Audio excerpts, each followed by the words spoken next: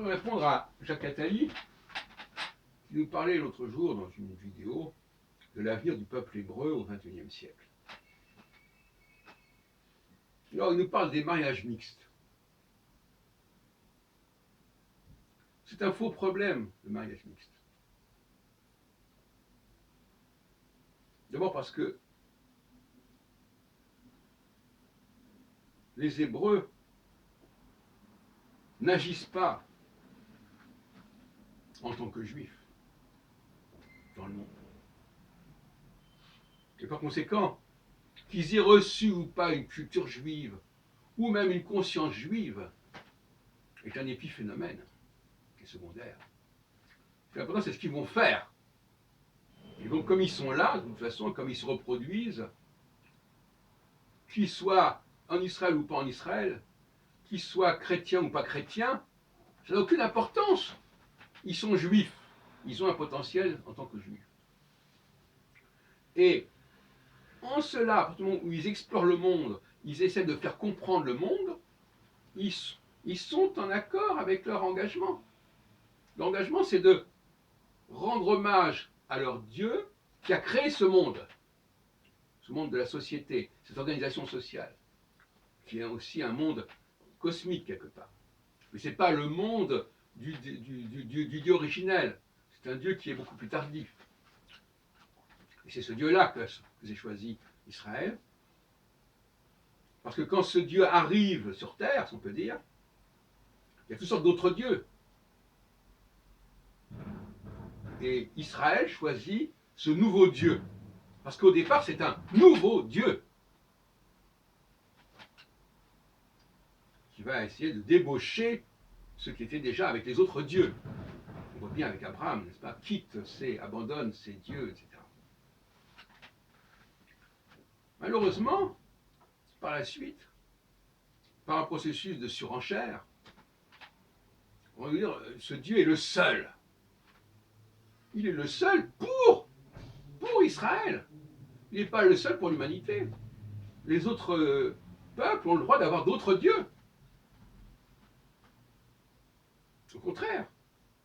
Tout comme quand on se marie avec une femme, eh bien les autres hommes ont le droit d'avoir d'autres dieux, d'autres femmes, et les femmes d'autres hommes. C'est une question purement de bon sens. Donc, qu'est-ce que ça veut dire mariage mixte? Alors, soit M. Attali parle au niveau de la culture, alors que le mariage mixte ferait perdre une certaine culture juive, soit il nous parle de l'ethnie, du sang, comme si on allait créer des métis juifs. Et sur ce point, je voudrais insister. La femme n'a pas d'importance dans la transmission judaïque. Aucune importance. On le voit bien dans la Bible à plusieurs reprises, depuis Ruth jusqu'à Agar, en passant par Rachel ou Sarah, qui ont des enfants avec des... Abraham a eu des enfants, quoique marié avec Sarah, avec Agar, Jacob a eu des enfants, quoique marié avec Rachel, avec une esclave, etc. Donc, ce n'est pas un problème. Il n'y a pas de raison de dramatiser le mariage d'un juif avec une femme qui n'est pas juive. Ça ne mettra absolument pas en question et en danger la filiation et l'hérédité. Donc, pas de danger au niveau de l'hérédité. Sur le plan culturel, on vient de dire que ce n'est pas très important.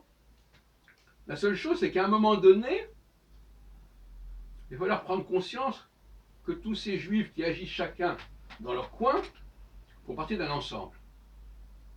Et qui est-ce qui nous rappelle cela? Les antisémites.